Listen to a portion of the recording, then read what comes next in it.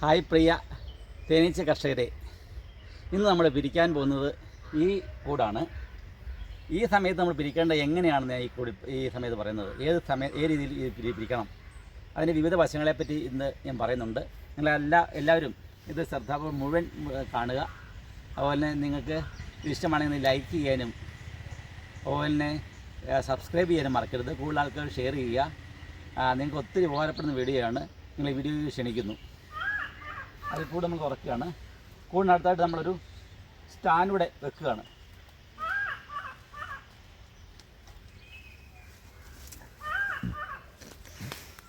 Stand എടുക്കട്ടെ. ഇത് കഴിഞ്ഞ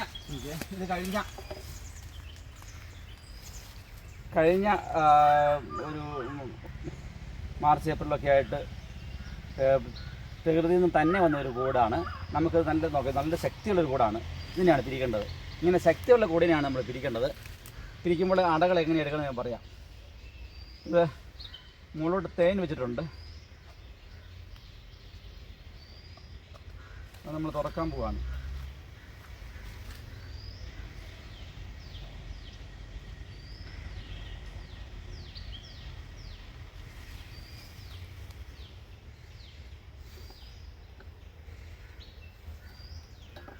ഇങ്ങനെ നമ്മൾ കറക്കി എടുക്കുക, അല്ലെങ്കിൽ അട പോകും.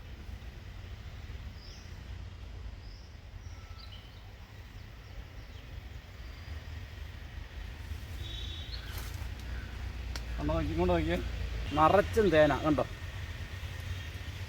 പലരും ആവശ്യപ്പെട്ടാണ് തേൻ വേണമെന്ന്. നല്ല തേൻ, പൂന്തേൻ കണ്ടല്ലോ. ഈ മഴ സീസണിൽ നിറച്ച് തേനാണ് കണ്ടോ. നിറയെ തേൻ, നിറച്ച് സീലടിച്ച തേനാണ്. ഈ തേനെ നമ്മൾ മാറ്റിയ ശേഷം വേണം നമ്മൾ ഇത് പിരിക്കാനായിട്ട്. ഇത് നല്ലൊരു കൂടാണ്. ഇങ്ങനെയുള്ള ശക്തിയുള്ള കൂടിനെ മാത്രമേ നമ്മൾ പിരിക്കാണ്ടെടുക്കാവുള്ളൂ.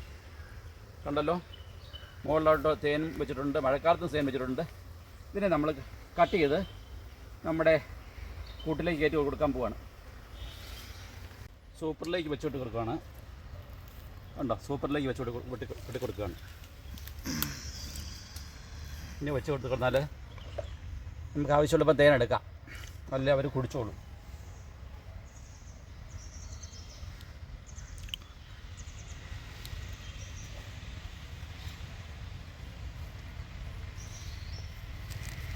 അടുത്ത് എടുക്കാൻ പോവാണ്.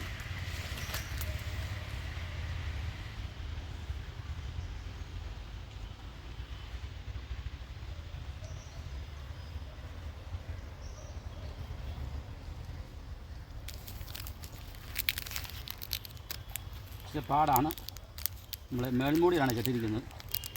അതുകൊണ്ട് അതിൻ്റെതായ ബുദ്ധിമുട്ടുകളുണ്ട്. എടുത്തു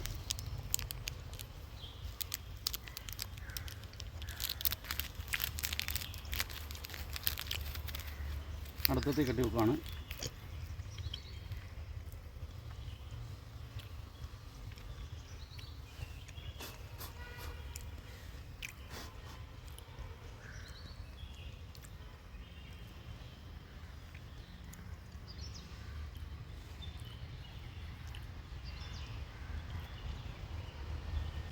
ഓക്കെ അപ്പം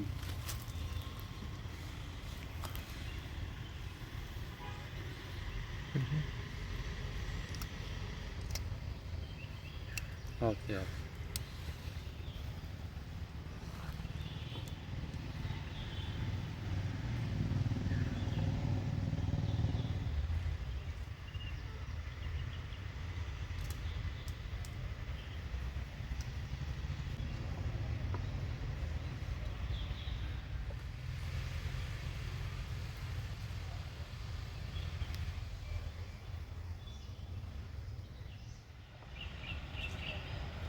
ബ്രൂഡിന്മേൽ ബ്രൂഡ് വെച്ച് പിരിക്കാൻ പോവുകയാണ്. നിങ്ങൾ കണ്ടോണം. 4 കണ്ട് പിരിക്കാൻ സാധിക്കുന്നില്ല. കാരണം ഈച്ചകളെല്ലാം ഓടി മാറുന്നു.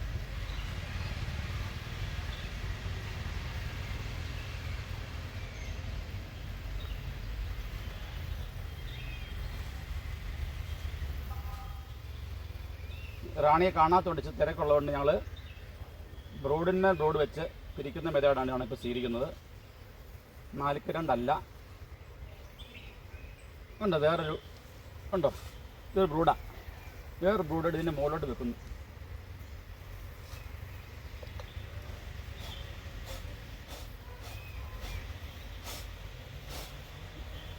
ഇതിന് മുകളിലോട്ട് വെക്കുന്നു. കണ്ടല്ലോ, സിമ്പിൾ മെത്തേഡാണ് ഇത്.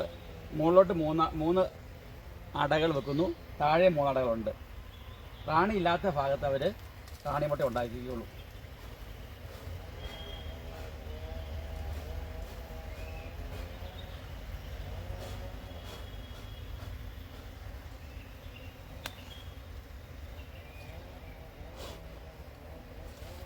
നമ്മളിവിടെ കീർത്തിയൊന്നുമില്ല, അവിടെ വല്ല അടച്ചിട്ടുണ്ട്.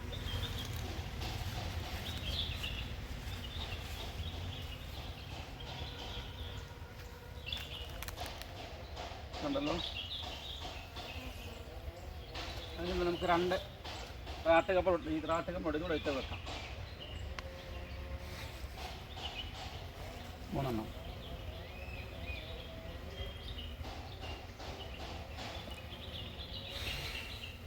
താഴെ 3 റാട്ടുകളും വെക്കുന്നു. കാണിച്ചു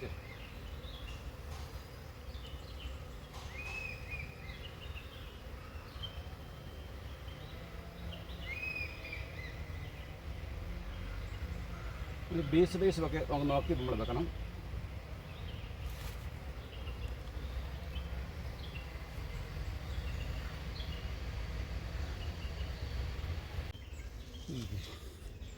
ചെയ്യാനുണ്ടല്ലോ.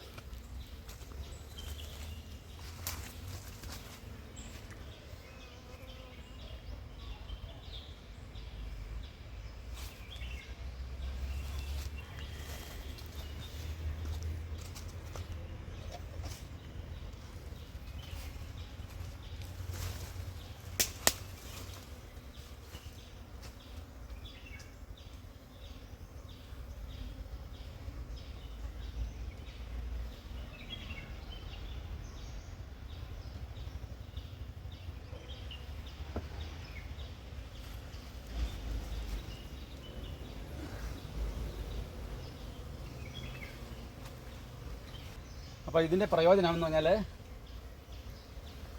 നമുക്ക് റാണിയെ കാണാതെ പിരിക്കാം. റാണിയെ കാണാതെ പിരിച്ചു കഴിഞ്ഞു. ഒരു 6-7 ദിവസം കഴിയുമ്പോൾ റാണിയില്ലാത്ത സ്ഥലത്ത് റാണിമുട്ട ഉണ്ടാകും. നമുക്ക് റാണിയുള്ള കൂടിനെ നമ്മൾ 1 കിലോമീറ്റർ അകലോട്ട് ഒരു 7 ദിവസം കഴിയുമ്പോൾ എടുത്തു വെച്ചാൽ മതി.